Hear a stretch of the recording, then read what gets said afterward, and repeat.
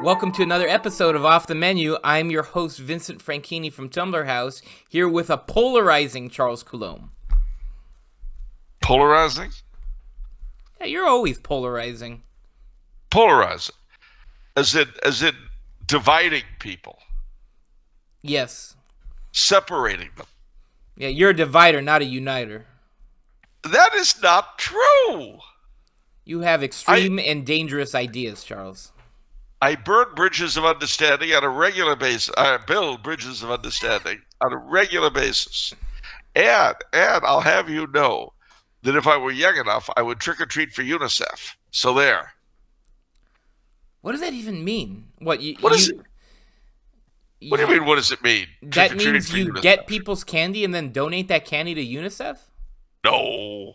What you do is you get a little box that says trick-or-treat for UNICEF on it. And you collect money when you go trick-or-treating. And that money goes in the box, and then you send the box to the UNICEF office. No one's going to give you money for that. Sure they will. Danny Kaye was the spokesperson for UNICEF for years. And he encouraged people to give money to the trick-or-treaters for UNICEF. That's like 50 years ago. How long ago do you think I was trick-or-treating? I'm saying in this day and age, well, it takes multiple people to participate in this event, doesn't it? Other than you? It takes it. Well, again, I never did trick-or-treat for UNICEF when people were doing it, but I heard about it. And now I'm so committed to building bridges of understanding between diverse peoples that if I were a 9-year-old boy today, I would go trick-or-treating for UNICEF. On Halloween, though, not on the first Sunday in Lent. Trick-or-treating on the first Sunday in Lent is sort of odd. People think you're just scamming them. Like you just want money. No, because you've got the colorful little UNICEF box, and the money goes into the UNICEF box. You can't open it. What do you mean you can't open it? You can't open it. That would be dishonest. It's a UNICEF box. You don't open UNICEF boxes. I don't know if everybody knows this code of the UNICEF boxes. Of course they do. Captain Kangaroo talks about it all the time when Halloween comes up. Okay, yeah. You don't watch Captain Kangaroo? No. That's where I get most of my information these days. Okay. I learned all about the coronavirus on the latest episode of Captain Kangaroo. That's so morbid. What? No, the captain explained how people get coronavirus. And he had Bunny Rabbit come out and Mr. Moose, and then all of a sudden Bunny Rabbit starts hacking and coughing. And then Mr. Moose started hacking and coughing, and Captain Kangaroo said, and that's how you get coronavirus, boys and girls. But luckily, the percentage is very low. And then Bunny Rabbit went, oh, I guess Bunny Rabbit is part of the 2%. No, it was interesting. And Mr. Green Jeans came rushing up with a kit of some kind to test Captain Kangaroo. Anyway, the point is, I learned all about that today. You don't watch Captain Kangaroo? No, I missed it. Sorry, Charles. Gosh. This is a time where you actually can say, okay, boomer. You could say that. Did Captain Kangaroo exist when you were a kid? I don't know if it was still in the air. It didn't. The poor captain. Life was tough. And Romper Room is gone. I don't know that one. Romper Room was sort of a classroom on the air. And all the major cities of the United States had different teachers. It was a daily show, 5 days a week, kid show, called Romper Room. And it had this, a jack-in-the-box that would pop out. And Miss Mary Ann, as she was called here in L.A., she had other names in other parts of the country, would take an empty mirror, which was her magic mirror, And she would go, magic mirror, something, something. Who do I see? And she'd go, I see Bobby and Mary and Donna and Johnny. And of course, when kids would hear their names, they would presume that she was talking directly to them, and they get all excited. And there's more to that, because there were rules in Romper Room. You see, you could be a good person or a bad person, although they didn't say that, because good or bad are upsetting. There were don't be's and do be's. So they had a song which so began, don't be a don't be, do be a do be. See? You see this nice be, that was a do be, you did the nice stuff. There was the don't be, the bad things. But that isn't all, because the children would always have a little snack on Romper Room, and Miss Marianne would lead them in prayer. Cute. Yes, and the prayer was, I'll never forget it, the Romper Room Grace. God is great, God is good. Let us thank him for our food. Okay. Isn't that nice? That's nice.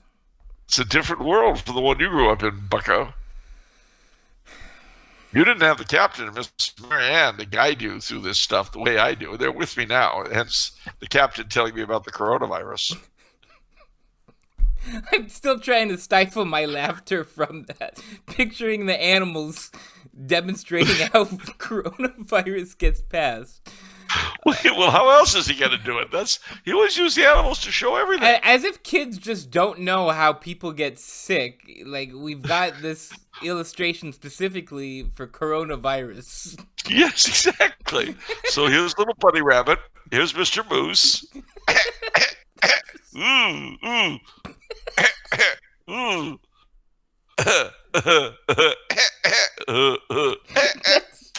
Okay. Captain, Bunny Rabbit's dead. He's that. part of the 2.5%. What? Charles, you're going to have to stop. I'm not going to be able to do this show if you keep doing this. Okay. Okay. What else is going on, Charles?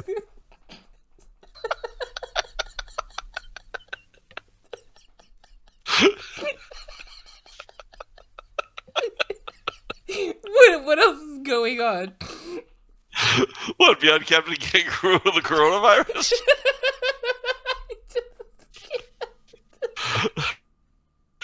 Okay. I'm sorry. Okay.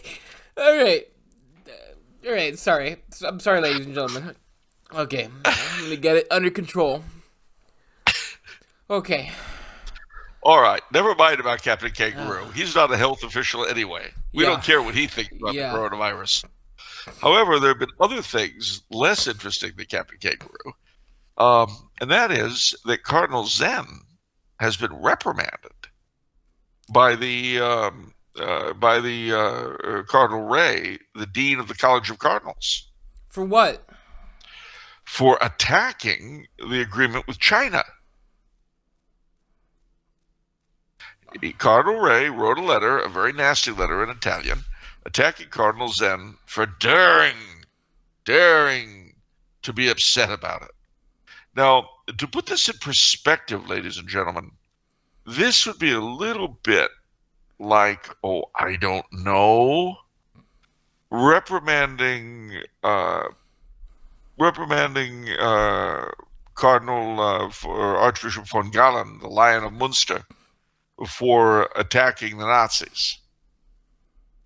I mean, here you have this person in Rome attacking one of the leaders of a martyred church, whose martyrdom he himself now has had a hand in. This is just jaw-dropping, you know? I realize that personal integrity is a small thing today. But really, Your Elegance, Cardinal Ray, attacking one of the leaders of a martyred church? Why don't you just go reprimanding Auschwitz victims for not appreciating what was done for them? You know? Yeah, but they did give you food at the camp. They did feed you a bit. See, you're always going on and on and on about what you didn't get at the camp. Why don't you show some credit for what you were given? It's that kind of reasoning. It just, I don't know where they drag these people up from, but I wish they'd send them back quickly. Anyway, that's Cardinal Ray. Real boob. Fortunately, he'll be running the next conclave. What?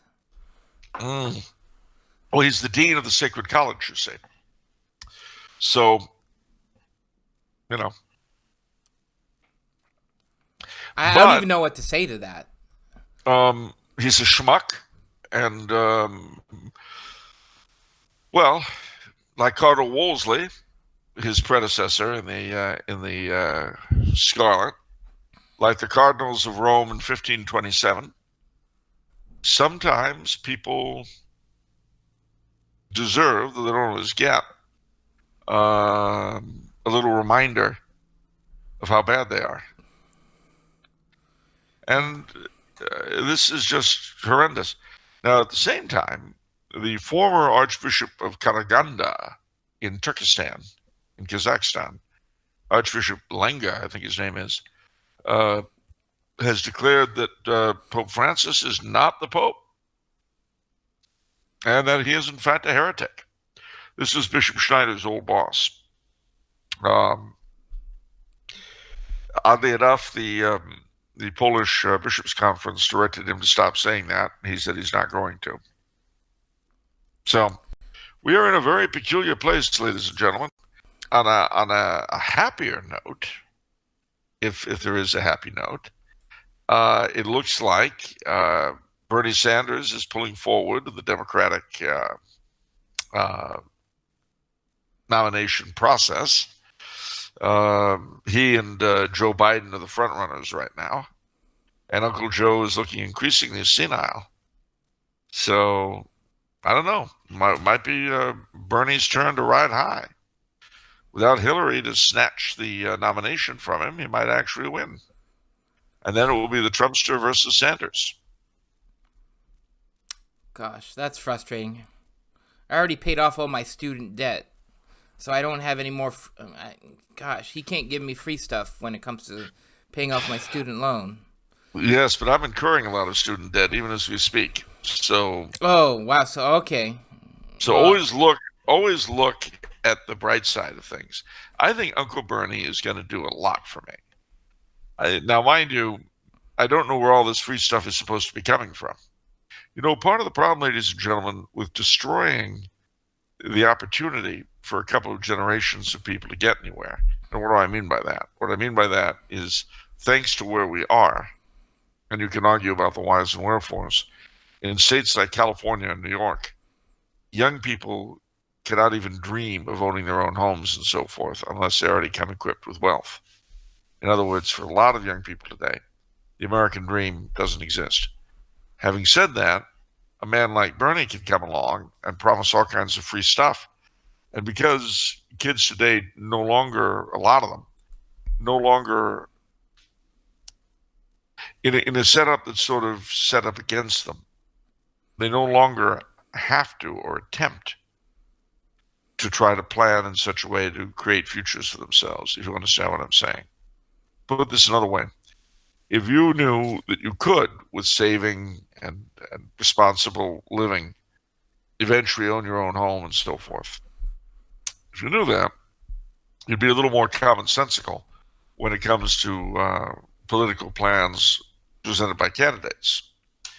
But when you're not, when you're basically kind of a serf anyway, yeah, a man like Bernie can come along and promise you free stuff, and it makes sense. The problem is, who's going to pay for the free stuff? You know what your word just reminded me of? It reminds me of the late disgraced, unfortunately, Father Karapi. He had a scandal and everything. Did he die? No, I'm sorry, not late, but I mean he's not. I don't know if he got defrocked or he's not supposed to use his faculties or something. But he had this great sermon against socialism, and in the in it. He was talking about socialism, how socialism is like a drug dealer, where it gets you addicted, it gets you dependent. You're dependent on handouts. You know, you just want, Yeah. and so what you just said reminds me of that. Like, well, we need it, so we need handouts. We need more.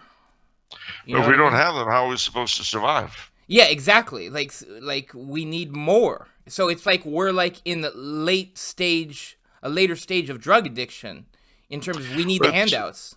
it's true, and of course, part of the problem, a lot of people like Bernie's. What's the word I want? A lot of what they have to say about um, the evils of capitalism are quite true. The problem is that their answers are worse. I mean, the biggest problem with so-called crony capitalism, which is what we have today, is not that things are in private hands, but they aren't in sufficiently large private hands. Um, and part of the reason for this is that the government protects monopolies, it protects big corporations, rather than allowing them to rise or fall on their own. I think all the bailouts in 2008 were a prime example of what should not have been done. That reminds me of the political cartoon of the robber barons. There's this political cartoon how I guess in the Senate they're trying to decide laws on how to regulate the big industry, steel, oil, and you had these big giant fat people on the side which represented each industry. I think it's a Yeah, famous cartoon. it is. Trusts. The trusts, yeah, and that I thought it illustrated a phenomenon in Well, republics. it is a phenomenon, and it's one that has helped pave the way for where we are. The confluence of government, business, labor, media, and education into one enormous glop of rulership has ruined us. But I digress. Uh, Uh, this is all downer stuff. Let's get to fun stuff. you Do you have mean like anything? Captain Kangaroo, perhaps? Well, No? not All right. your episode of Captain Kangaroo. Nice. Oh, so now I'm having episodes. Nice. Uh, no, well, I'm actually feeling a little bit nostalgic. Why is that? Well, it is because here in Austria, unlike Southern California, we have something called seasons. Wait, what? And we have, I know, seasons. Oh, See, the year is actually divided into four parts where the weather is different. In other words, it's not just warm and hot as hell. okay. Then what is it then? If it's not that? Well, you'll see. In wintertime, well, let's start out with summer, which is the closest thing to what you're familiar with. Yeah. Summer is warm to hot. Usually not hot as hell, but warm to hot. Yeah. Sure. There'll be lots of roses and green leaves and all that kind of stuff. Okay. But then what happens is the weather turns cooler. Yeah, we get that. I mean, we get that all the time. It Cooler. drops all the way down to like the high 50s over here. Yeah, okay.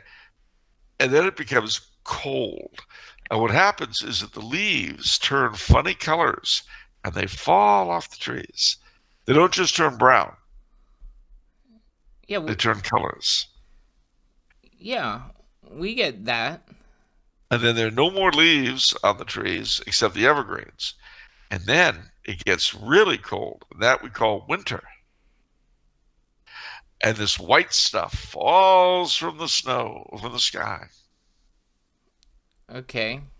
And the fields are covered with white. Sounds But, horrible.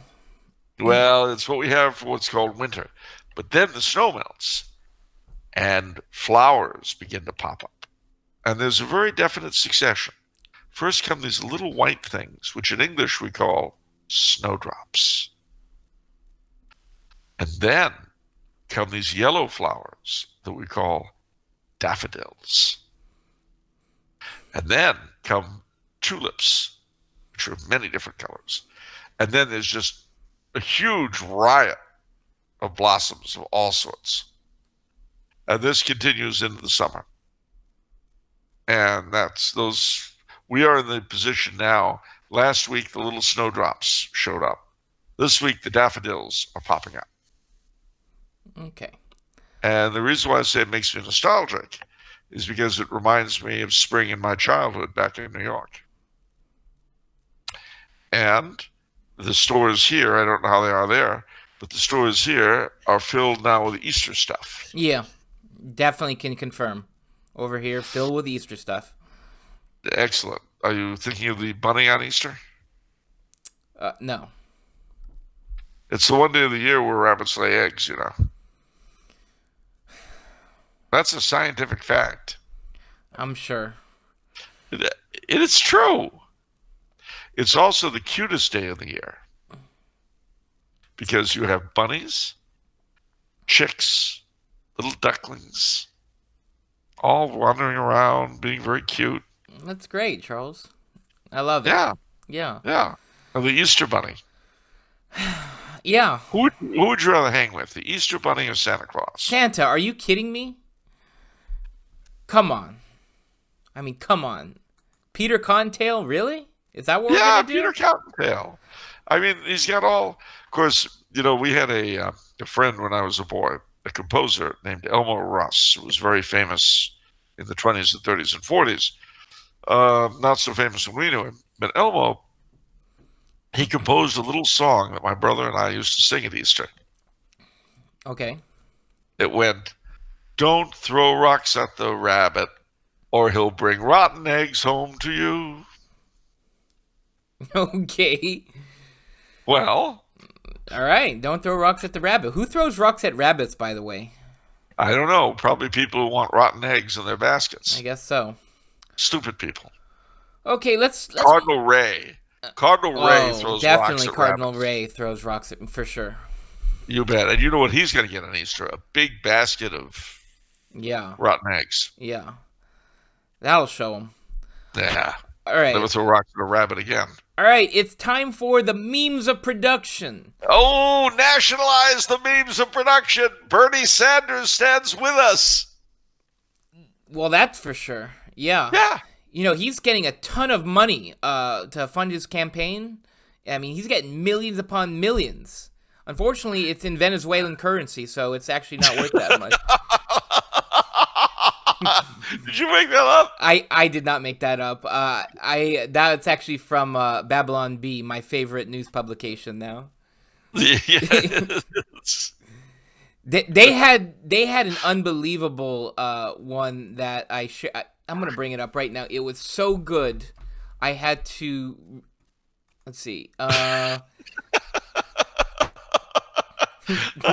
Millions in Venezuelan currency. They had the latest one yesterday. It says opinion is the most prosperous era in human history a good time to have kids. Well, that's a fair question. The way it puts that is so brutal. It's such a scathing critique on where we are as a society.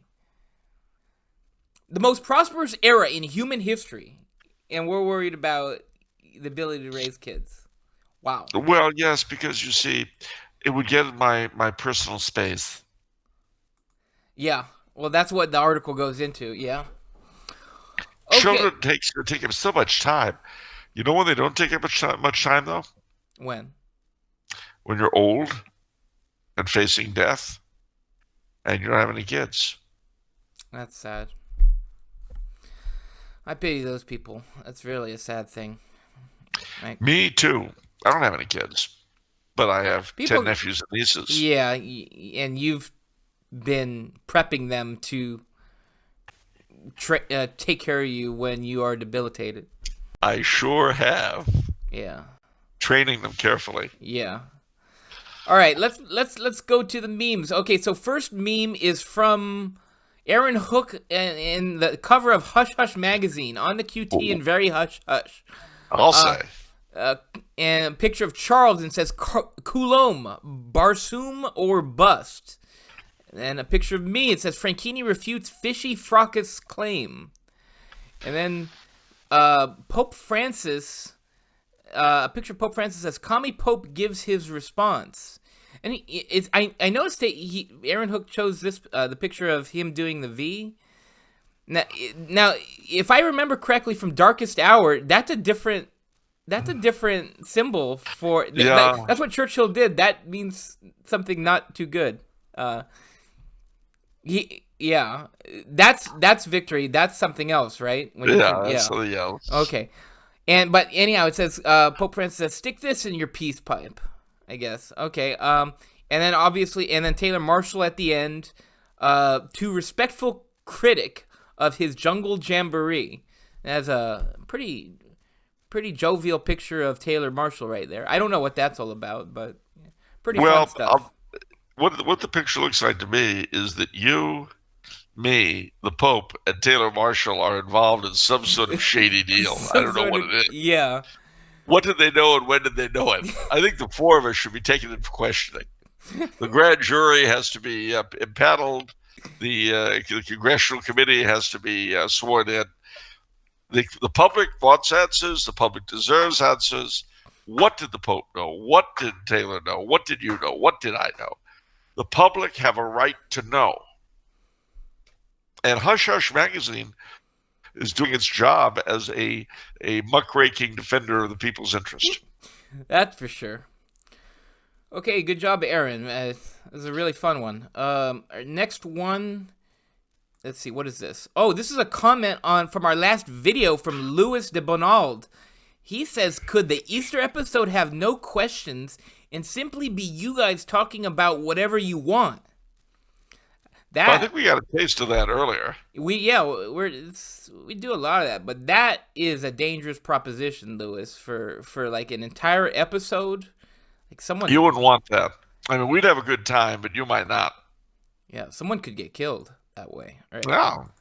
All right. Next, Tyrone might have to put us both in headlocks. All right. Yeah, Tyrone. All right. Next one is from Shane Etchison. Another comment. This is a wonderful. I love this comment. This comment is so good. I just had to show it. Thank you so much for this comment. If the French had any value as Catholics or humans, they would have sent Bonnie Prince Charlie his promised cash on time, and we'd all be speaking English like God intended. Wow. Simplement, non. No? Non. Pas de ça. Non. Obviously, the gentleman is a shill for Hanoverian Whig interests. And I'll point out something else. The implication is that we're not speaking English the way God intended. Therefore, we must be speaking English the way Satan intended. Well, because he said, our speaking English the way God intended was dependent upon the French properly aiding Bonnie Prince Charlie. Since that didn't happen, we're obviously not speaking English the way God intended, and therefore everyone who speaks English today is a servant of Satan. Wow. Learn French and save your soul. That's all I'm telling. Oh my gosh, I can't believe you turned it into this. This is all right, let's go into that. I mean, this is an abomination. All right, let's go to the next one. All right. Huey Long likes what? No, speaking of abominations, it's the Bonaparte of the bayous. Oh yeah, there you go. Yeah, Huey Long. So Huey Long likes the memes too. Oh yeah, he's still making them there in Baton Rouge. I think I got this off of my Superfan Patty's Facebook or his social media. And so Huey Long says, corrupted by wealth and power, your government is like a restaurant with only one dish. They've got a set of Republican waiters on one side and a set of Democratic waiters on the other. But no matter which set of waiters brings you the dish, the legislative grub is all prepared in the same Wall Street kitchen. Yeah, the people's friend. Every man a king, but no one wears a crown.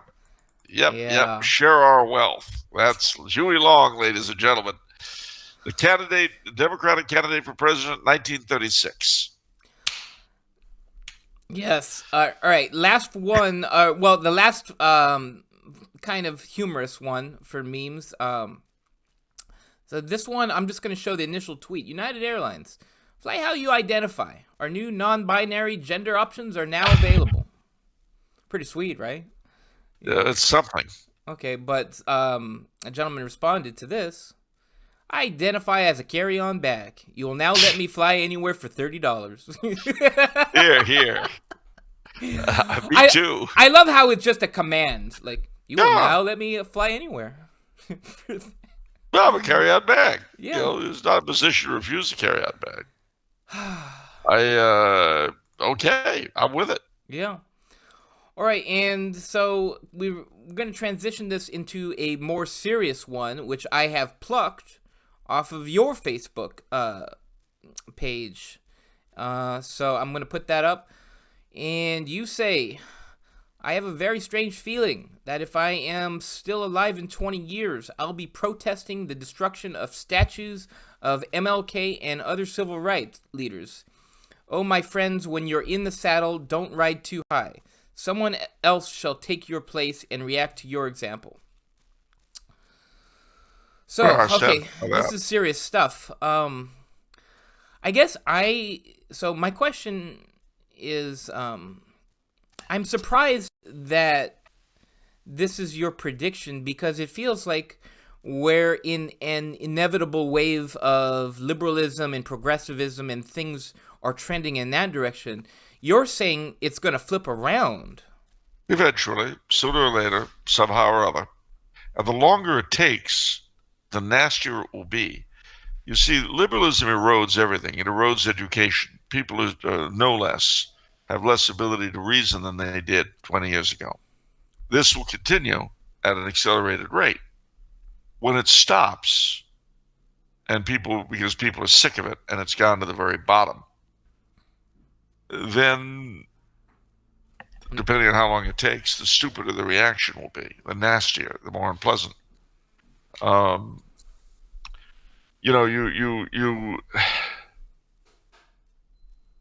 They've got these morons now in Charlottesville, Virginia, attacking Thomas Jefferson, the city council.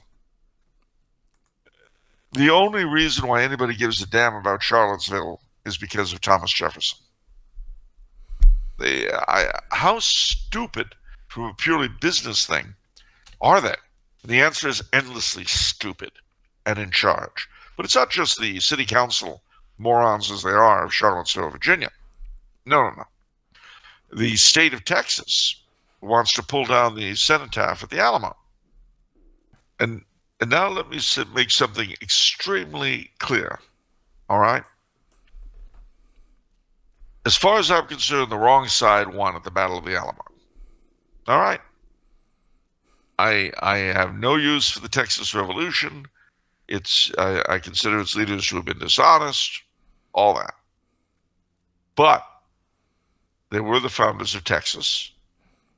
They are honored by Texans, which Texans have been doing forever. In other words, it's part of the established scene. They're not my heroes, but they're heroes to a lot of the people of Texas and a lot of Americans in general. It is not the responsibility of the state to rework the thing. You know, this is one of the things that drives me a little crazy. If the morons say out of one side of their mouth that they're the servants of the people, but out of the other side of their mouths, or perhaps the other orifice they speak out of, whichever it is, they say, oh, but the people have to be remolded. Society has to fit me. Well, you can't have it both ways, morons. Tell us the truth. You know better than us or anyone else how society should be, and you're going to remake it, and we don't have a choice. Say that, idiot people. Come out and say it. Admit it. You know everything. You're the best. Your plan of completely reworking life is so much better than what we got from our ancestors or what most of us today want. Say that. You're going to completely remake us, and you're going to do it at our expense. And we will either take it or lump it. Say that. Get those little mouths of yours open and say it. But of course you can't, my darlings. I understand. You can't do it. Because you do sense that if you were honest, you might find your head on the end of a pole.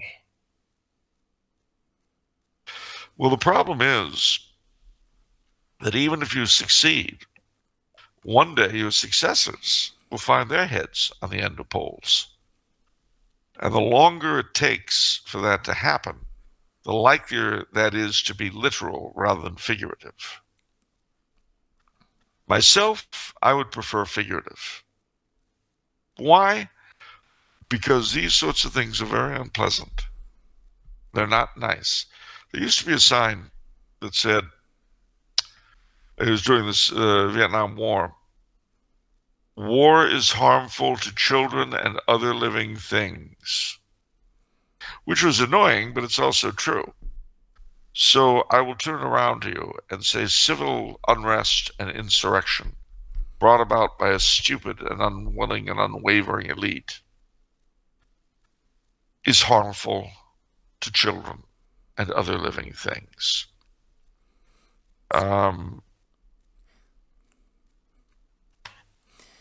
I keep pushing, little ones, but it'll all come back on your heads, the heads of your successors. Well, more likely, sadly, your successors. And the people you use, the groups you use as tools who don't even realize they're being used. It'll fall on them hardest of all. And that I'm very, very sad about. But I'm sure you do know best. So tear down some more statues, dogs. See what you get.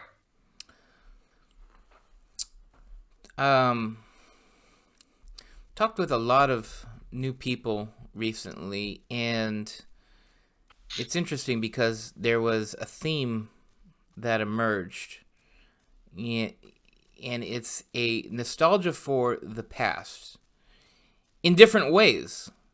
And this is coming from very normal people who are marginally political, marginally religious, and they all focus on different things where they long for the past. You know, whereas, kids on the street playing, or this interconnectivity, or civility, they all focus on different things. And it's interesting that it's palpable from this slide downward is palpable by literally everyone, regardless of, all honest people, shall I say? Yeah. And it's just well, interesting. That's why Mad Men was so popular. Well, and that's why Trump, I feel that is one of the core emotional aspects of his campaign is there are some things that were good back in the day. Actually, I'm going to say something heretical. Uh-oh. I know.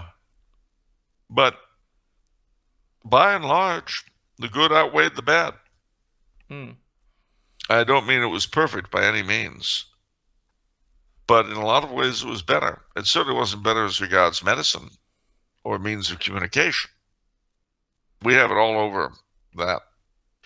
But, I mean, think of this show that we carry on, which would have been unthinkable 20 years ago.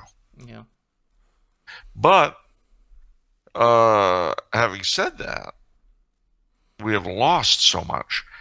And the worst of it is that it's being presented as progress. I know. Marriages, the whole notion of marriage and family life, shredding before our eyes, is presented as freedom. Freedom for what? And even for the people, this happens with my brother a lot, he tells me, when he gets into these arguments and he says how things should be, one of the default responses people fall back on is, well, what can you do? Well, What can you do? This is our that's a new one. very good, Yeah. it's a very good question. And what it means is that you've admitted that you have no power and you are a subject of all-powerful masters. The funny thing is, I'll bet if he said that, the person would disagree immediately. Oh, well, that's not true. Well, no, you just said it. You're powerless. Your vote means nothing. Your existence means nothing, and your masters own you. Well, don't call me. I don't have masters. I'm a free man. That's very true. Yeah, of course it's true. I'm an independent. We fought a revolution. Blah, blah, blah, blah, blah, blah, blah, blah. You know, you can't have it both ways, ladies and gentlemen.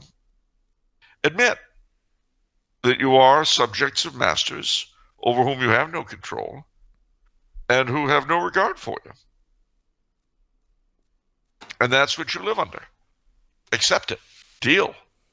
Because acceptance of reality is the beginning of recovery. Any 12-step program will tell you that.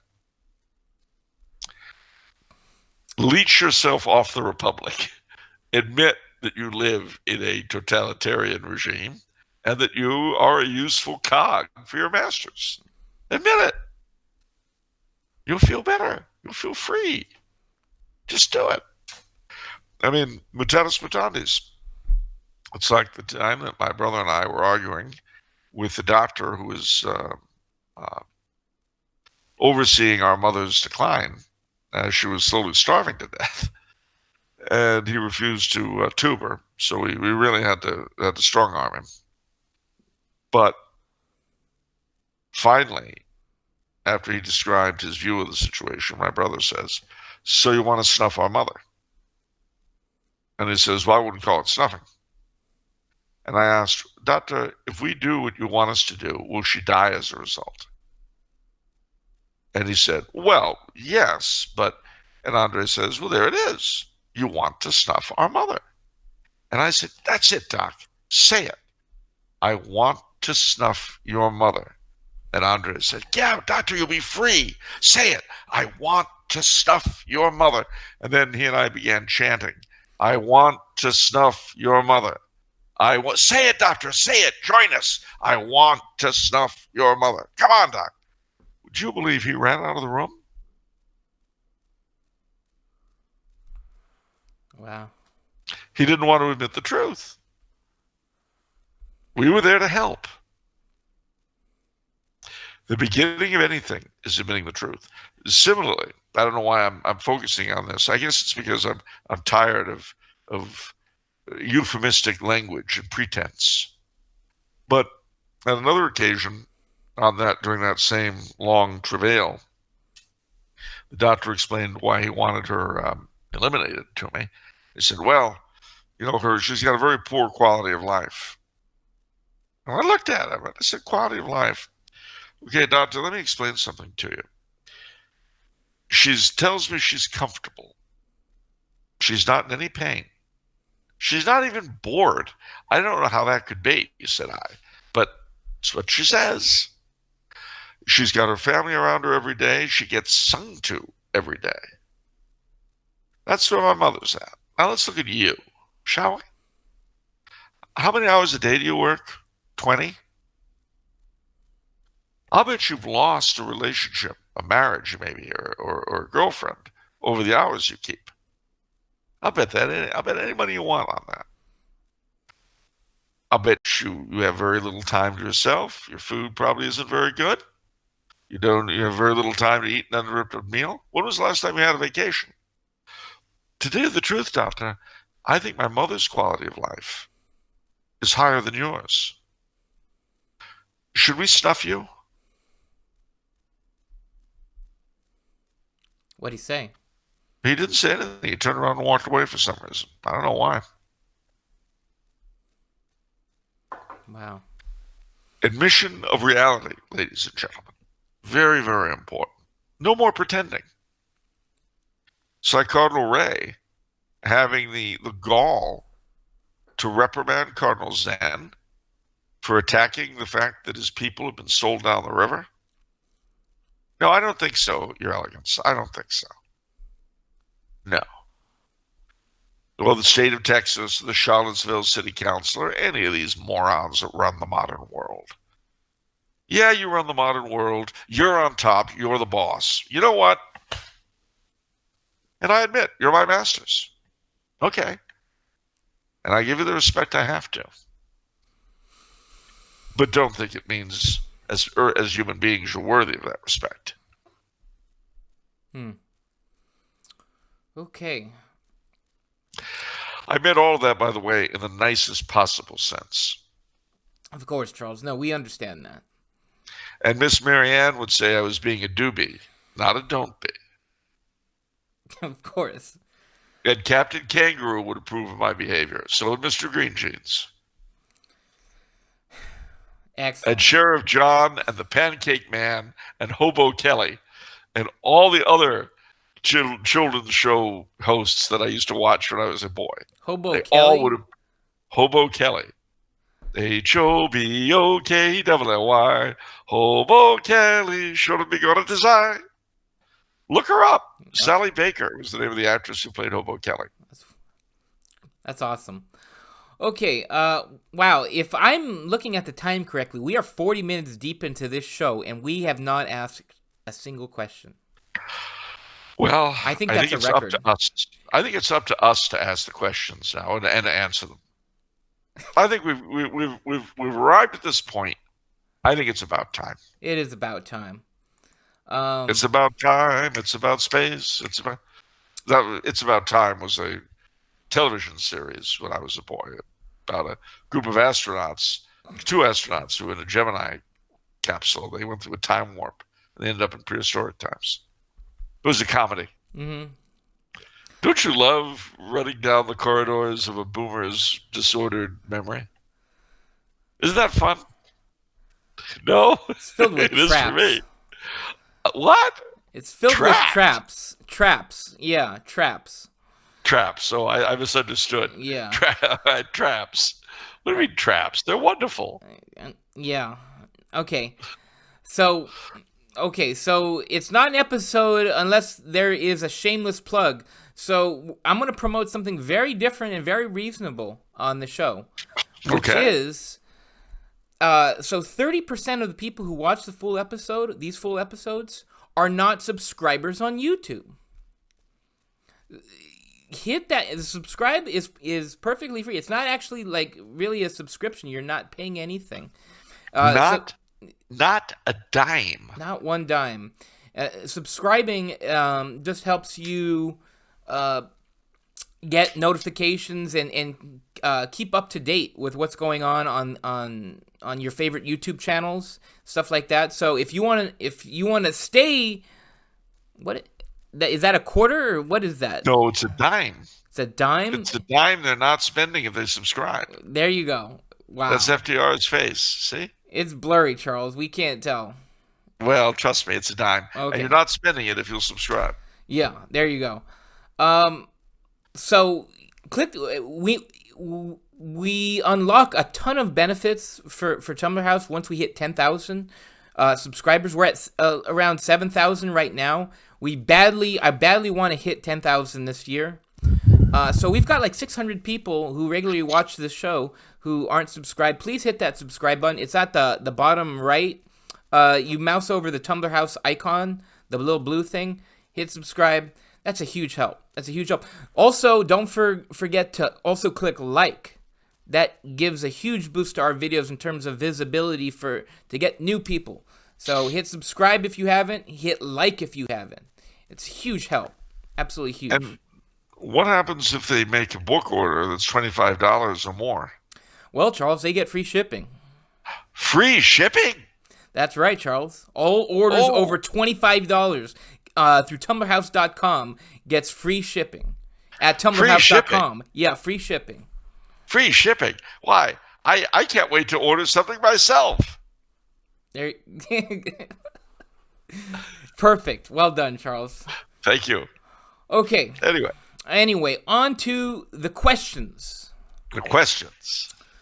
Okay, we have 6 questions from Don from Florida. Wow. Yeah, he sent in a lot of good questions. Thank you, Don. God, Florida. Yeah. We don't know what part of Florida, do we? I probably could look up his information, but I'm not going to disclose his No, information. no, we don't do that. But Yeah. so he's basically all right. He's from Florida. Go ahead. Yeah. Okay. Calling to mind the burning of the Library of Alexandria. If something like that happened today, and you could only select one country's history and impact on civilization, for example, cuisine, arts, music, architecture, saints, and literature, etc., to survive or preserve, which country would you choose and why? Italy. Okay, and wow, wait a minute. What? Italy and not France? Wait, what's going on here? Well, despite the fact that the French are superior in virtually every imaginable way to any other people on Earth, the unfortunate fact has to be faced that the center of Western civilization, its origins in the Roman Empire, the center of the church, the innumerable saints, everything, the Renaissance, Italy is it. Italy has more World Heritage Sites than any other single country in the entire world. So it's not that big a country. Much as I hate to admit it, French is actually a Latin dialect, and Latin didn't come from France, sadly. Same for Spanish and Romanian and Portuguese and Rhaeto-Romansh, Romanian, all Latin dialects. So, much as I hate to admit it, the Western civilization owes its origins to the various peoples that have lived in the Italian peninsula. Okay. So, of the bunch, nice to hear you say that, Charles. Yeah. Well, half of you is happy with me. Your mother's half is not. We'll leave it at that. Oh, okay. They would have insisted I said Hungary or Slovakia. That's fine. I identify as Italian. No, I identify as French Canadian, but unlike you, my mother was, one of them. Mm-hmm. The non-French, or in your case, the non-Italian. Exactly, yeah. You try to be kind to them, you try to be loving, but it's like basically if your mother had a club foot or something. Gosh. Okay. Okay, next question from Don. Now, mind you, I don't say they're politicians, but they weren't mentioned. Well, whose politicians would you save? You're gonna save Macron, really? You're gonna save Justin Bieber, Trudeau? You're gonna save Trump? Wait, what? Wow, no. That is unpatriotic. The Prince of Liechtenstein. Why, just because you have a fondness because you incorporated his character into your king in Star Spangled Crown? No, I incorporated his character into Star Spangled Crown as my king because I had a fondness for him. Well, okay, that makes sense. Yeah, otherwise it'd be really too random for words. It's easy to be a king for a small country, though. Yeah, it is. It is. You could do what he did, which is tell the parliament, well, if I lose the election and you win, I'll leave the country with all my money. Bye-bye. Have a good time. It's practically being mayor of Los Angeles. Oh, that's a big job. Look at Mayor Garcetti. Yeah, look at him. Have you noticed that both LA and New York have phony Italian mayors? Who's New York's mayor? De Blasio, which isn't his real name. Yeah, phony Italian. Why is that? I don't know. I can understand New York, but California, we don't have... Garcetti. Yeah. Well, he's been around for a long time. He was like the district attorney for forever. That was his father. Oh, was it his father? Oh, okay. Was it Gil Garcetti? Yeah. Yeah. Okay. I'm mixing them up. He Okay. was the one with the weird hair. Yeah. Okay. Next question from Don. He says, I have always been a lover of the American frontier. Do you have any stories to share of any missionaries or Catholic settlers on the American frontier? Well, actually, in my book, Star Spangled Crown, I tell quite a few of those stories. That's right. I actually think Don has Star Spangled Crown. So, Oh, yeah. But, yeah. There you go. but I can tell you one right now. Um, in the 1820s, when Catholics of Germany and other places were filling up in the Midwest, Ohio, Indiana, Michigan, and so on, a German missionary came to Ohio in 1827 by the name of Rees. And he looked at the situation of the Germans there, and he went back to Austria the following year, 1828, and he talked to the emperor. The emperor was a man named Francis I, Franz. And Emperor Franz was very interested in the progress of the church in America. So uh, Rees was able to convince him to form something called the Leopoldine Society, named after his favorite daughter who had died. And from that day in 1829, when it was incorporated, until 1914, when World War I broke out, the Emperor of Austria and the other imperial family members, through the Leopoldine Association, poured a ton of money into Catholic dioceses in the United States. And not just money, but paintings, chalices, vestments, all that kind of thing. And they also sent a lot of missionaries. And two of them were very important. One of them was the Venerable Frederick Baraga, who was a bishop up in Michigan. The other was St. John Neumann, who was a very, very famous saint, very famous missionary in the East. And you can thank the Habsburgs for that. There was also a Father Demetrius Gallitzin in the 1790s. And Father Gallitzin was an interesting man. He was a Russian prince who converted to Catholicism. And when he did so, he lost, all of his stuff. But he became a priest and he became a missionary out on what was then the western frontier in Pennsylvania.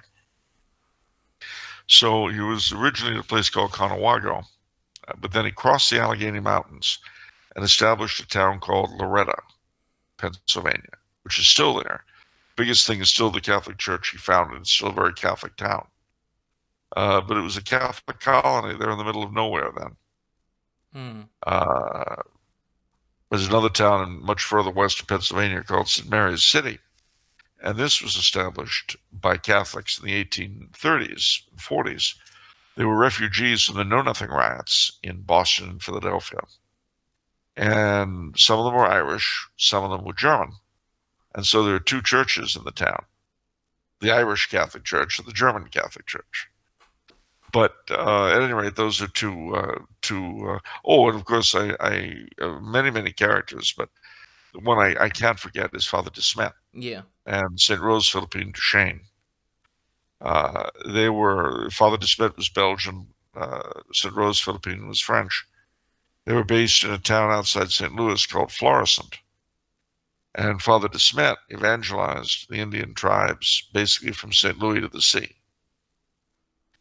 And he evangelized a lot of the Sioux. He was a friend of Sitting Bull.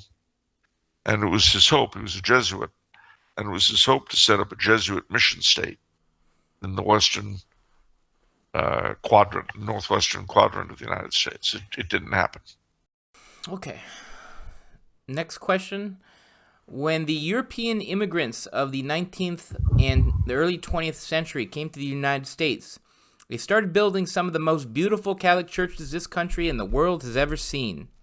To what do you attribute the immigrants of the late 20th century and early 21st century not doing the same, nor restoring the aforementioned churches in need of repair in their communities? Well, I think a big part of it is the lack of church leadership.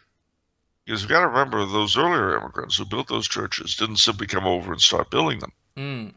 There were a lot of priests who came with them. Heroic founder priests, missionary priests, who had vision. Not unlike a lot of the priests that were sent over by the Leopoldine Foundation. And these immigrant priests tried to rebuild wherever they found themselves the kind of beauty they had left behind in Europe. And what's interesting about churches of the sort that he describes is that if you know what you're looking at, you can tell if the builders were Polish or German or French or Italian. You know what I mean, of course, the giveaway is very often the Stations of the Cross, which will be in the old tongue. But even if that isn't the case, you could very often tell just by the decorations and the design where they came from. Yeah. But with the modern immigrants, and then of course the other thing is that generally speaking, they had bishops who were in favor of what they were trying to do. You know, build up the church and extend it rather than manage its decline, which is the phrase manage decline that these people use today. They don't have any missionary zeal. They don't have any zeal for evangelization because they do not believe in the necessity of the Catholic faith for salvation. They just don't. It's funny that Bishop Schneider just went on a tear about that, about the need for baptism, and how everyone presumes that everybody's saved thanks to baptism of desire. Well, that's I agree with Bishop Schneider, of course, and I agree with Pope Benedict XVI when in 2016 he said that the idea of salvation outside the church had sapped away all of our missionary zeal, and for that matter, the need to be Catholic. That's why people slough the faith off like a coat. It's not important. It's not important to the leadership of the church that they directly encounter. So why should it be important to them? What's the American Freemasonic religion, right? It's behavior over belief, conduct over creed. Conduct over creed, yeah. Doesn't matter what you believe as long as you're a nice person, which is good. But if you believe that and you've got a dog collar around your neck, you need to leave the clergy. And on top of that, what I always harp on is the lack of teaching philosophy. Because when you don't teach philosophy, everyone defaults on materialism. Yeah. And so that's all they've got. Yeah. Okay. So we're not. Is it fair to say that we're not building the same great, beautiful Catholic Church in America? That is because the state of the church in Europe is also bad, because that's where we're importing it from. And also Latin America and the Philippines.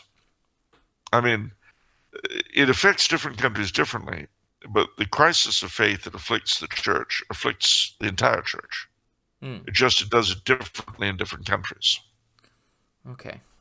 And again, when you've got a church leadership that isn't interested in spreading the faith, then it's not interested in spreading the faith. It's interested in, I don't know what it's interested in, committing theft and not getting away with it. I don't know. Pastoral care. Oh, is that what they're calling it now? Interesting. In my day, you went to jail for that sort of pastoral care, but never mind. I was channeling my mother, ladies and gentlemen. I don't mean to take that literally, but that's something Mother would have said. Oh, pastoral care. I see. Okay. What are your thoughts on the Marquis of Valdegamas, Juan Donoso Cortes, his political philosophy and legacy? Well, I like him. I mean, I'm a Carlist, really. So he's a little too liberal for me, but only a little. And of course, he was a proponent of the scheme of marrying the Carlist heir to Princess Isabella, as she was, to reunite the two branches of the Spanish Bourbons.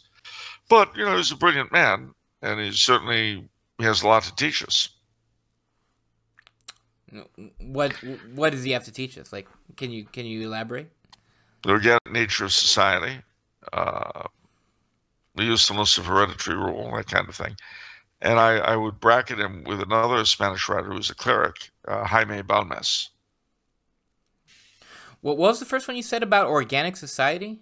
Yeah, or organic society. What does that mean? It means a society that's bound, well, firstly, a Catholic society that's bound together like a family, not an artificial creation that has neither religion nor internal connection. What does that mean, bound together like a family? Those are just words. Sorry? What does that mean to be bound together like a family? Those are just words that you're saying. Like, what does that mean?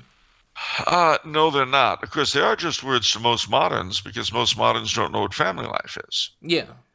And if you don't know what family life is, you can't possibly imagine what it would be to conceive of a people as a family. Yeah, so tell us. There's hierarchy. Now, see, we have hierarchy too. I mean, the patriarchy. It's patriarchy, yes. Of white Christian males. You bet. As opposed to being dominated by a faceless band of morons who make us jump through hoops without our ever knowing why or how. Yeah. Yeah. A setup where the leadership is obvious and clear. These are the people in charge. So these are the people whose feet I've got to kiss or who I have to throw rocks at till I get what I want. It sounds like it violates the principle of equality to me. Oh, and replaces it with the principle of liberty. Does it, though? Yes. Liberty and equality are never, ever, ever, ever coexistent. If you're equal, you're kept equal by somebody. Wow, that's actually pretty true. Yes, it is. You should write an article on that, Charles. You should write about that. That's fascinating. I wouldn't dream of it. What? I don't want to upset my masters. What? I obey my masters. You're just they a tool for the man? Really? You're a sellout? Yeah, I'm a tool for the man, yeah. Or not the man, the unspecified leadership person of non-binary necessarily. Right, yeah. We don't say the man anymore. Yeah, I forgot, yeah. Okay. It's the person or the being. Yeah. Okay. All right, let's move. Because person is speciesist. Right. All right, let's move on because we can just start rambling. I'm sensing that you and we were just in the rambling zone. You know what I mean? So I have to guard against it because it could turn into 30 minutes of just this gibberish. Did I ever tell you about my visit to a little village in West Virginia? Oh, no. It's called Squallow Holler. Don't do that. I specifically told you don't bring that on the show, Charles. All right. I won't. What was that line, though? What was the first line that you... What's that? What about the hills? What? Oh, it's the Code of the Hills. The Code of the Hills, yeah. Which is something you can say, ladies and gentlemen. It's a phrase like the late 70s black phrase, can you dig it? In fact, you could put them together if you want. It's the Code of the Hills. Can you dig it? The inbred Appalachian version of Can You Dig It? Wow. That's right. So you've got the inbred Appalachian, and you've got the 70s black mod squad kind of guy. Yeah, there you go. See, this is what I mean by building bridges of understanding, bringing people together, not separating them. Okay. See, most people would never think of West Virginian inbred types hanging out with 1970s superfly kinds of people, blaxploitation people. They would never dream of putting those two together. That's true. But you have to dream in this world. You've got to dream. And I think this is important. I think it's important too, but you have some pretty weird dreams, Charles. I'm not going to lie.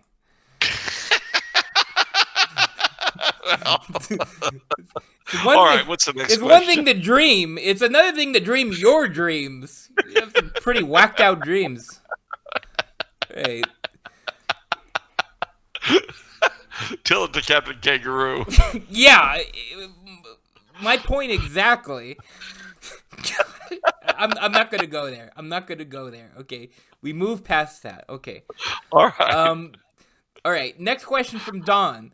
The Franco-Spanish War from 1635 to 1659 seems to be one of the most tragic events in Catholic history. Did the popes of that era do anything to try and intervene between the two great Catholic empires? What was the legacy of this conflict in the centuries to come? Well, you've got to bear in mind it didn't jump out of a duffel bag. It was the continuing poison fruit of the rivalry between France and the Empire that you see as early as the time of Charles V and before. This particular thing was really sad in that the French king, Louis XIII, had actually married a Spanish princess, Anne of Austria. But it didn't prevent the war. Its lasting element, well, it was simply more of the same. It embittered things a bit more, and it detached the Spanish province of Roussillon and made it part of France, which it remains to this day. It's Catalan speaking. Anne of Austria, though, despite her wedding to Louis XIII not having stemmed off this kind of war, she made a great queen, both as a helpmate for Louis XIII, and then as because he died fairly early, and Louis XIV was under regency for quite a while. She was a great mother to him, and really helped him. Well, when there was a rebellion, the Fronde, she helped him, hold the throne. So she was a great lady and very devout. But anyway, it's a tragedy, a definite tragedy. What were some of the other tragic things that happened in this war? I mean, if it. Well, I mean, it didn't really go anywhere. There was some fighting in the Netherlands, which were Spanish at that time, the Belgium, and what's now Flanders, French Flanders, was annexed from what were the Spanish Netherlands around then. And Roussillon, as I say, and there was fighting in the eastern areas of France against the Empire. But there was no great lasting result of the war. They would go to war again in what was called the War of the Grand Alliance, starting in 1684, which pitted France and the Jacobites and various other people against the Holy Roman Empire, Britain, Spain, the Netherlands, and a bunch of other countries. And that war was, in America, was called King William's War. And then the War of Spanish Succession, when the Spanish Bourbon died out, precisely because Louis XIV's mother was a Spanish princess and the sister of the last king, Habsburg king of Spain. He claimed the right to the empty throne for his grandson, Philip V. Whereas the cousin of the Spanish king, the Austrian Habsburg heir, Archduke Charles, wanted the throne for himself. He said, I'm the closest Habsburg. And that was the root of the War of Spanish Succession, which again pitted Britain and Austria against France and Prussia. And in the United States, that was called Queen Anne's War. But these were world wars that were fought on every continent. The War of the Grand Alliance, the War of Spanish Succession, and then the same Archduke Karl who had fought to be King of Spain and failed. He had no sons, only a daughter, Maria Teresa. And despite his best efforts to get everyone to agree that she would inherit the throne, as soon as he died, they all descended on her. She and Britain again fought France and Prussia, the War of Austrian Succession, which was called in our country King George's War. And then lastly but not leastly, this series of world wars that went on through the late 16th and then late 17th and the 18th century. There was what was called in 1756 the diplomatic revolution,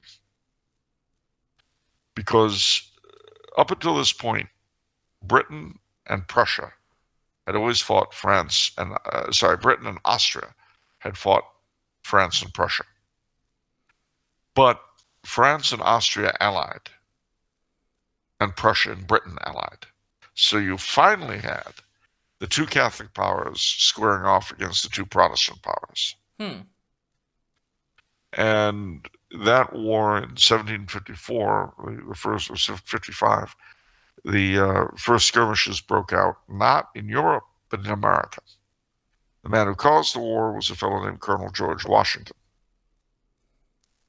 And that was called in Europe the 7 Years' War. It was called the French Indian War in the United States. And then, of course, the American Revolution was another world war of similar import, as were the French Revolutionary and Napoleonic Wars. So basically, from 1685 until 1815, you had this ongoing series of conflicts between France and her neighbors. All right, let's move on to Don's last question. What books would you recommend to increase one's knowledge of ultra-realism? Well, I would read Father Copleston's two different medieval history books, one of which is in his a volume in his History of Philosophy, the other of which is standalone, but they're very different books. That's Father Copleston, S.J. I'd also, Father Cooney, was it? How Brief a Candle, from the Pro Fratribus Press. It's worth reading about ultra-realism. You won't find too many books on it as such. But if you go through a lot of standard histories of philosophy and read them with a grain of salt, because they always attack ultra-realism, you'll learn more and more. Read your Bonaventure, read Blessed Raymond Lully, read all those folks. Right. 3 questions from Why. Why not? Do you know anything about the political structure of the original Islamic Caliphates? Did it work well? Do you think it may be good for the modern Middle East if brought back? Well, I mean, the Sharia law was everything. You had an hereditary caliphate. It was not a very well-run setup, which is why it collapsed several times. It was inherently unstable. And no, I don't think it would be a good idea for the Near East. A much better idea were these sorts of westernized monarchies that you still have in Jordan, and that once upon a time you had in Iraq, in Egypt, Libya, Tunisia, and you still have in Morocco. Why is divorce allowed by the Orthodox churches, and what is their justification? Honestly, that's a good question. I can't answer it. I mean, I presume that they're doing a reading of our Lord's words against divorcing your wife and putting her away and getting married again as adultery, except for adultery itself, which is a different case, but he doesn't explain how. And I think through that doorway, they kind of wrote a regimen through. I don't know what, if any, coherent theological justification for divorce they have, except that the Latins don't do it. What does that mean, allow? So they don't do the whole annulment process, or I mean, they just no. I mean, they have annulments, but they also accept divorce, full stop. So that means you can remarry? Twice. And still receive the Eucharist? Yeah. Huh. Okay. It doesn't make a lot of sense, except that I guess people who wanted it, and that was that. The Orthodox can be extremely flexible in the face of power. Henry VIII would never have broken away from the Orthodox Church. Can you explain that? Sure, because he would have gotten whatever he wanted.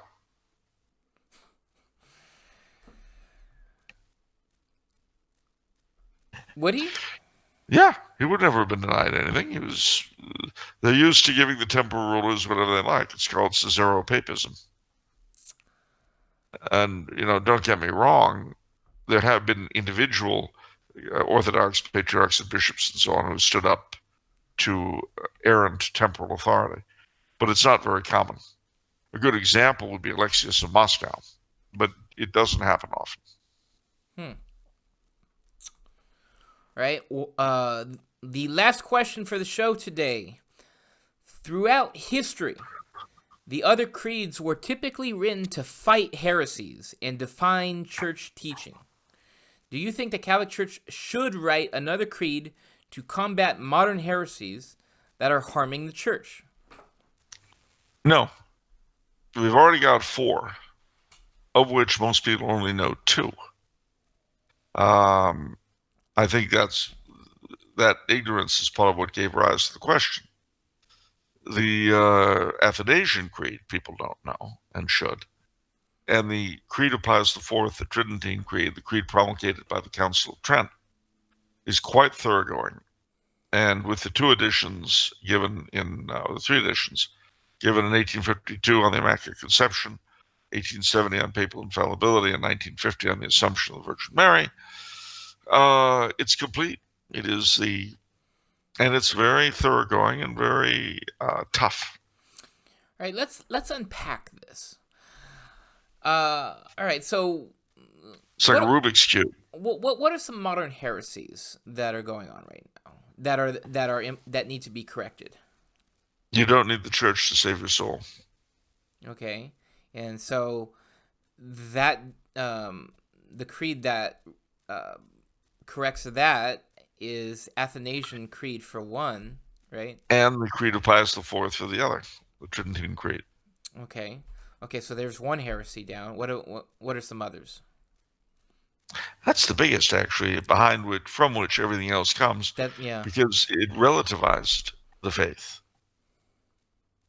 Once you say the faith is no longer necessary for salvation, the faith as a whole becomes, as Benedict XVI pointed out, problematic. Okay, I can think of another one that I've seen. It's regarding the real presence of Christ in the Eucharist. Yes, and that the Creed of Pius IV is very explicit about. Okay. Gosh, what are some other ones? You know what I'm going to do, what? Just because I can? What? I am going to read you the Creed of Pius IV. That's a good idea, Charles, because I don't think a lot of people know this creed. I, Charles, with a firm faith, believe and profess each and everything which is contained in the creed to which the Holy Roman Church maketh use of, to wit, I believe in one God, the Father Almighty, maker of heaven and earth, and of all things visible and invisible, and in one Lord Jesus Christ, the only begotten Son of God, born of the Father before all ages, God of God, light of light, true God of true God, begotten, not made, of one substance with the Father, by whom all things were made, who for us men and for our salvation came down from heaven, and became incarnate by the Holy Spirit of the Virgin Mary, and was made man, who was also crucified for us, suffered under Pontius Pilate, and was buried. And on the 3rd day he rose again, and according to the Scriptures, he ascended into heaven and sits at the right hand of the Father. He will come again in glory to judge the living and the dead, and his kingdom will have no end. And in the Holy Spirit, the Lord and giver of life, who proceeds from the Father and the Son, who together with the Father and the Son is adored and glorified, and who spoke through the prophets, and one holy Catholic and Apostolic Church. I confess one baptism for the forgiveness of sins, and I await the resurrection of the dead and the life of the world to come. Amen. I also admit the Holy Scripture according to that sense which our Holy Mother the Church hath held, and doth hold, to whom it belongeth to judge of the true sense and interpretations of the Scriptures. Neither will I ever take and interpret them otherwise than according to the unanimous consent of the fathers. I also profess that there are truly and properly 7 sacraments of the new law, instituted by Jesus Christ our Lord, and necessary for the salvation of mankind, though not all for every one, to wit, baptism, confirmation, Eucharist, penance, extreme unction, holy orders, and matrimony, and that they confer grace, and that of these, baptism, confirmation, and holy orders cannot be reiterated without sacrilege. I also receive and admit the received and approved ceremonies of the Catholic Church in the solemn administration of the aforesaid sacraments. I embrace and receive all and every one of the things which have been defined and declared in the Holy Council of Trent concerning original sin and justification. I profess likewise that in the Mass there is offered to God a true, proper, and propitiatory sacrifice for the living and the dead, and that in the most holy sacrament of the Eucharist there is truly, really, and substantially the body and blood, together with the soul and divinity of our Lord Jesus Christ, and that there is made a conversion of the whole substance of the bread into the body, and of the whole substance of the wine into the blood, which conversion the Catholic Church calls transubstantiation. I also confess that under either kind alone, Christ is received whole and entire and a true sacrament. I constantly hold that there is a purgatory, and that the souls therein detained are helped by the suffrages of the faithful. Likewise, that the saints, reigning together with Christ, are to be honored and invoked, and that they offer prayers to God for us, and that their relics are to be venerated. I most firmly assert that the images of Christ, of the Mother of God, ever Virgin, and also of other saints, ought to be had and retained, and that due honor and veneration is to be given them. I also affirm that the power of indulgences was left by Christ in the Church, and that the use of them is most wholesome to Christian people. I acknowledge the Holy Catholic Apostolic Roman Church as the mother and mistress of all churches, and I promise true obedience to the Bishop of Rome, successor to St. Peter, Prince of the Apostles, and Vicar of Jesus Christ. I likewise undoubtedly receive and profess all of the things delivered, defined, and declared by the sacred canons and general councils, and particularly by the Holy Council of Trent and by the Ecumenical Council of the Vatican, particularly concerning the primacy of the Roman Pontiff and his infallible teaching.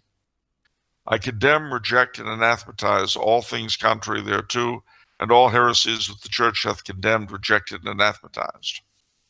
This true Catholic faith, outside of which no one can be saved, which I now freely profess, and to which I truly adhere, inviolate and with firm constancy until the last breath of life, I do so profess and swear to maintain with the help of God. And I shall strive as far as possible that this same faith shall be held, taught, and professed by all those over whom I have charge. I, Charles, do so pledge, promise, and swear, so help me God and these holy Gospels. What year was that constructed? The 1570 something, I guess. 1550 something. Yeah, 1550 something. Wow, okay, that's way before Vatican II, so yeah, so we can go ahead and discard that. Okay. Yeah, alongside collections for at Mass. What? Well, no, those are before Vatican II. Oh. I remember collections being taken up before Vatican II, just like Latin. So it's all got to go. All the money, all the donation stuff, it all has to go because it's pre-Vatican II. What? Touche, Charles. You're right. Yeah. Yeah. And even pre-Vatican II has got to go. Starting with money for priests. Wow, that was a good creed. That was pretty cool. And it still is. And it adding the assumption of the Immaculate Conception, that is the basis of whatever Catholic must believe. It's very explicit. And if you take every word of it literally, there isn't a modern heresy that wouldn't fade into oblivion. Poof. That's true. It's a cure-all. It's a cure-all for heresy. Just like Granny Weatherall's cure-alls. Hey, don't go there. Okay, I'll be good. Okay. It's 100 proof, just like those home remedies used to be. 100 proof? That's like, oh my, that's... Good for what ails you. Dr. Silver's golden elixir. Okay. 3 or 4 bottles of that and you'll be cured.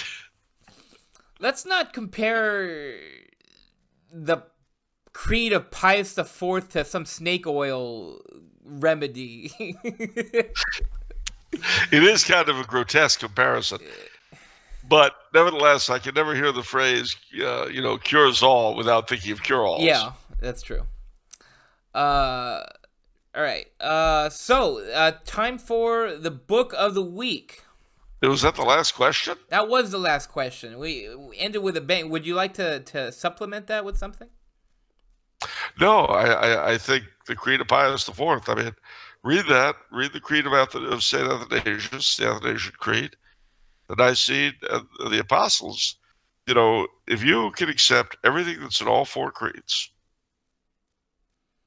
you will be, if you know what they are, if you know the 4 creeds, you will be proof against almost anything. 100 proof, in fact. Wow. Okay. All right. Book of the week. Very timely. Meditations for Lent. By Father Jacques. Can you pronounce this for me, Charles? I can.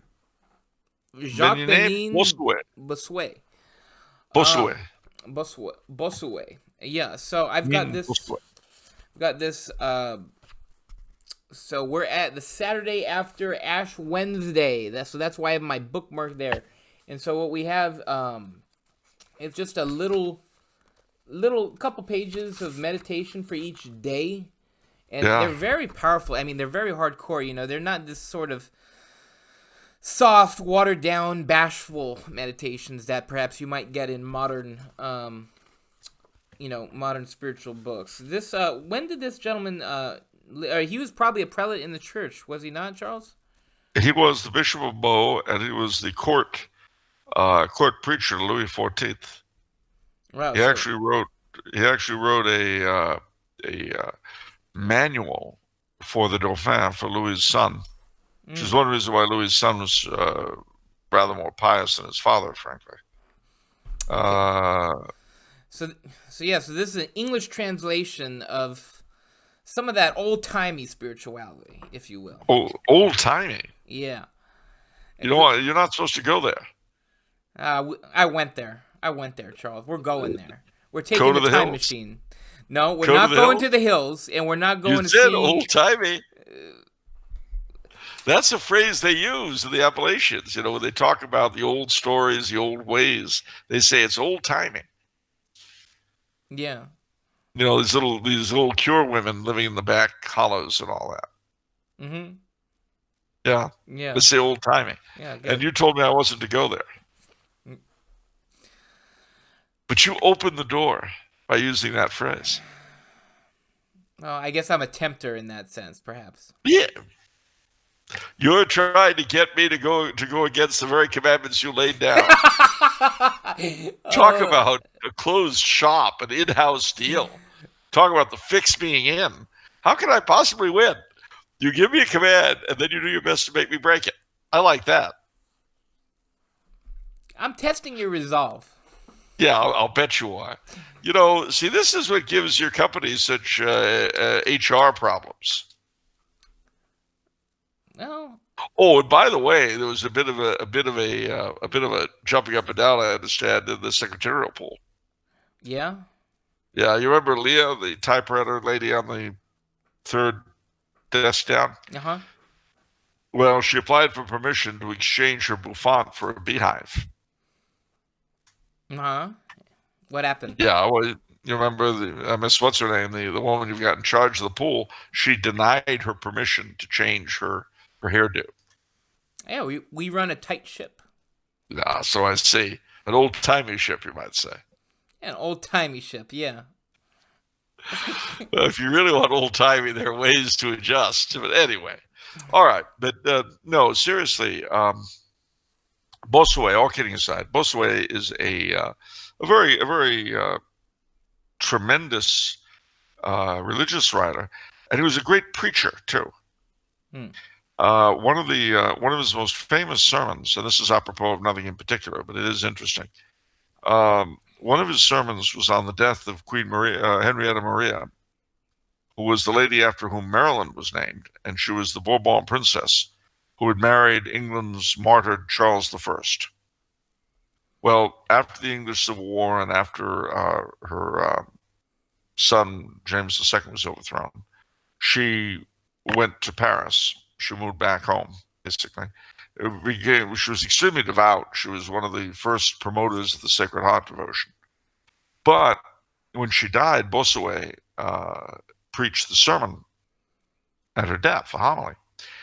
And amongst other things, he made the interesting comment that after describing what a wonderful woman she was and what a wonderful man her late husband had been, said that his death, his murder, was in some sense an atonement for the sins of Henry VIII, a sacrifice, a propitiation. Mm. And certainly, that's certainly a very spiritual way of looking at the history of the thing, since we know that the same sorts of people who had been created as a class by Henry VIII's handing out of monastery lands, their grandsons and so forth were one of the ones responsible for the overthrow of the king. Yeah. So it's interesting. A century of mismanagement ended in that. But anyway, what else do we have? So meditations for Lent. So this is what I'm personally reading actually this Lent a little bit. And then I'm doing that with when Dom Guéraget's liturgical year. I always do that for Lent. Because he has sort of the saints' feast days, and they have really cool, thorough descriptions of the saints of the day, and also just in general too. Like for Ash Wednesday, Dom Guéraget had a good meditation. So those are two things that I sort of incorporating into my daily routine. But I think there should also be, serious, even additional reading. Like perhaps I think Imitation of Christ is a good example. St. Francis of Sales has a lot of good stuff. St. Teresa of Avila. Do you have any recommendations for Lenten reading, Charles? I sure do. I would recommend Dom Columbo Marmion, Christ and His Mysteries. And I would also recommend St. Alphonsus Liguori. I need to read more of him. Yeah, he's good. The one I would recommend you stay away from is a book he wrote called True Spouse of Jesus Christ, because it was intended for Italian nuns, and I just sure, it's not really a good book for men. Sure, of course. But also, if you can, his Stations of the Cross are very useful. And as far as Stations of the Cross and meditations go, there are a couple of others I could recommend you online. One was Pope Benedict XVI's Stations of 2005, when he was still Cardinal Ratzinger, just before John Paul II died. You could get those on the Vatican website, but put in Ratzinger Stations of the Cross Colosseum, and it should pop up. Then the other, you want to, it's a little bit hard to find, and you may very well have to go to the Wayback Machine to once you find the link. Yeah. But there used to be a website called Christus Rex. Now it's defunct now, but if you put in Christus Rex and the Stations of the Cross, you'll be taken to a wonderful section of the Stations of the Cross in Jerusalem. Now, once you find it, as I say, you may have to run it through the Wayback Machine to get it. So when Charles, for those who don't know, when Charles says Wayback Machine, the URL for that is archive.org. And that, and so that you enter in your URL, and it will give you the cache, which is sort of the saved web page for historical days. So he's saying you go to the Christus Rex, search that, and it'll bring up that website for 2006 or so. Yeah, and put in Christus Rex, Way of the Cross, I guess you want to put in. Okay. And or Via Dolorosa, either one, and it should pop up. And then run it to the Wayback Machine, because what that does, it takes you through the stations as they are now, as they are today, giving the spiritual significance of them, the biblical significance, the history of the station. You see? Yeah. I mean, it's a very well done thing. Okay.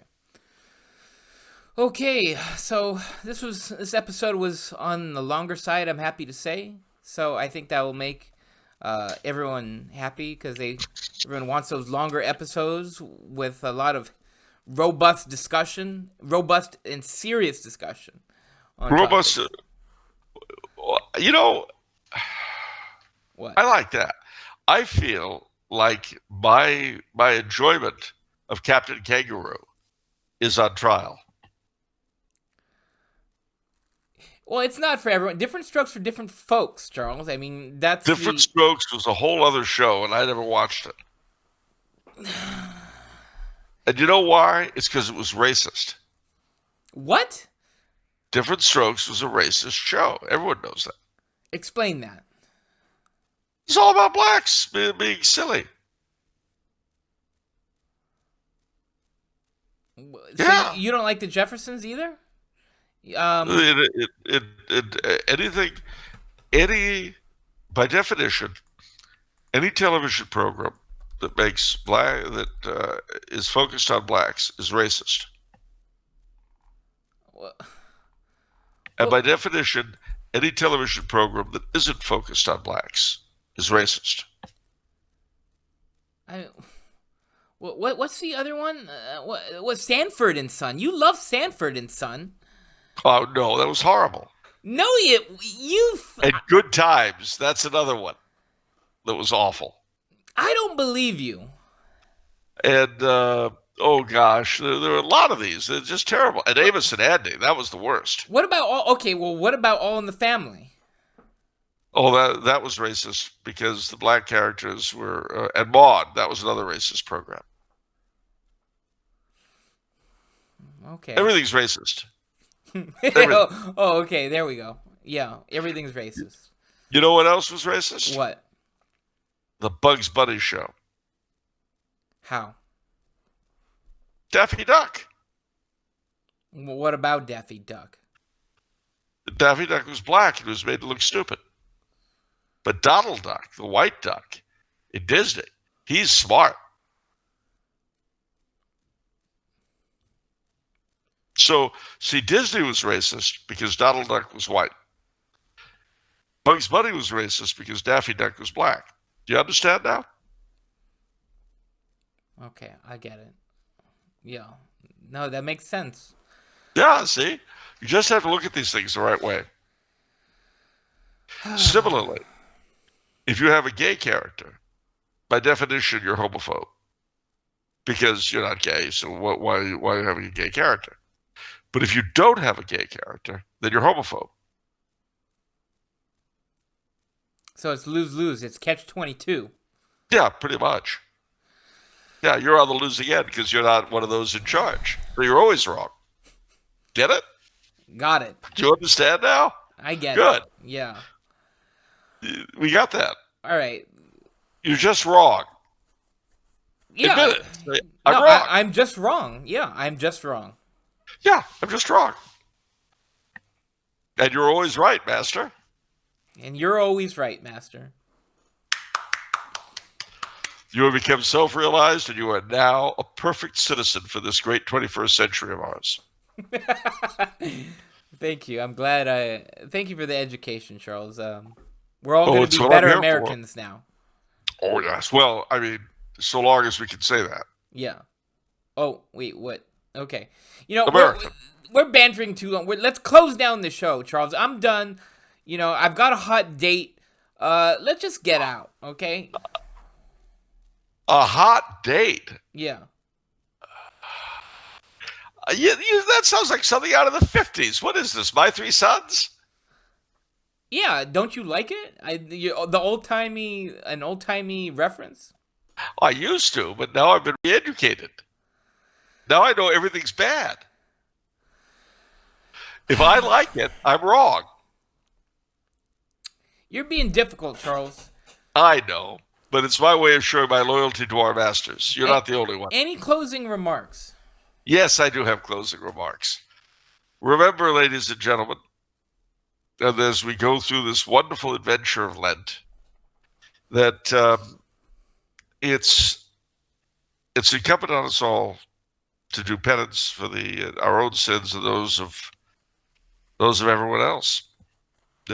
And it doesn't hurt to offer up sins for particular people.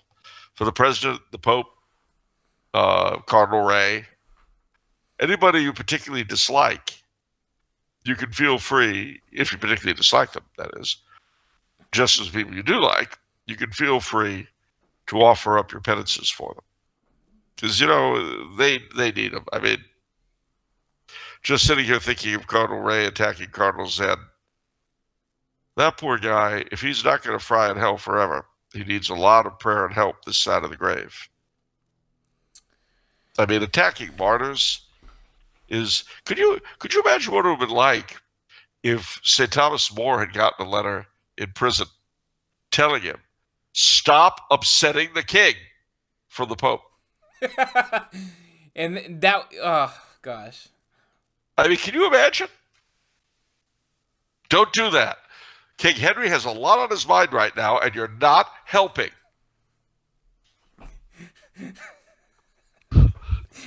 That's satire. I mean, that's farcical.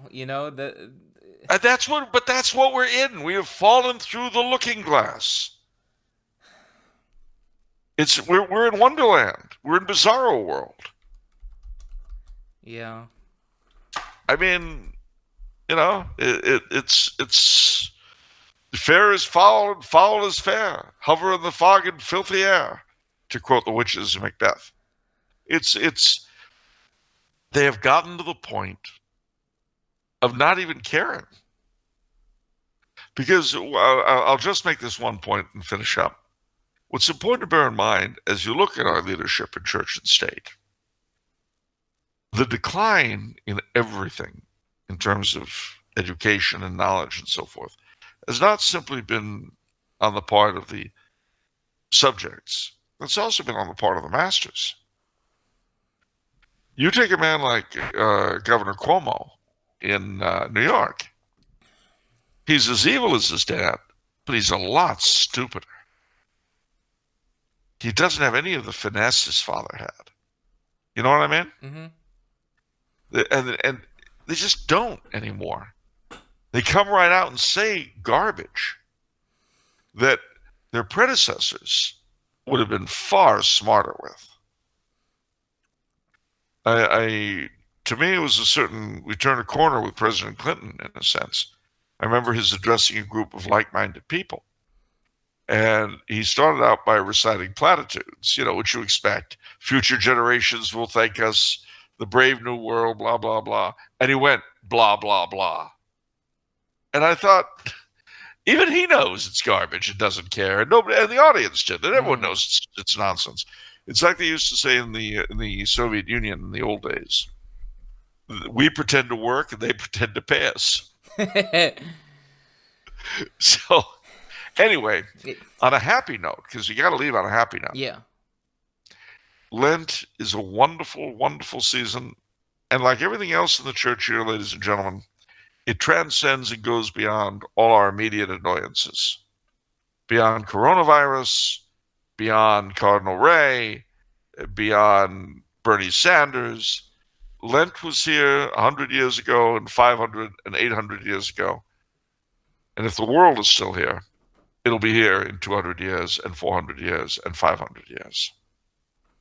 So dig in your heels on the church year, and right now, digging in on Lent. Okay. All right, that'll do it for this episode. So remember, if it's Monday, it's off the menu. And the soul you save may be your own. you next time. God bless everyone.